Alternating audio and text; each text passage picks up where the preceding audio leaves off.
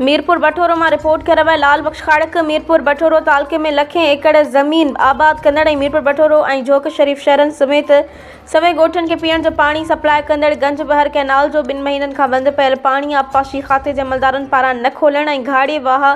शाख की लाइनिंग वारी थियल गैर मयारी कम के खिलाफ सिराई आकाश ज़हूर नौमान शोरो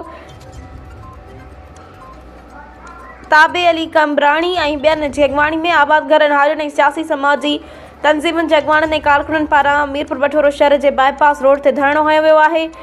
धरणे में वेठल आबादगारनि ऐं हारियुनि पारां गंज बहर कैनाल के पानी दियो, पानी नाहे छो भला, करबला करबला ज़ालिमो मीरपुर बटोरो के पानी दियो। गंज बहर कैनाल में पानी के तरादू खोट खत्म करियो और घाड़ी वाह शाख जो गैर मयारी कम कराईंदड़ ठेकेदार और आबपाशी खाते के इंजीनियर और SDO के खिलाफ कार्रवाई करियो जी नारेबाज़ी कई वई आहे।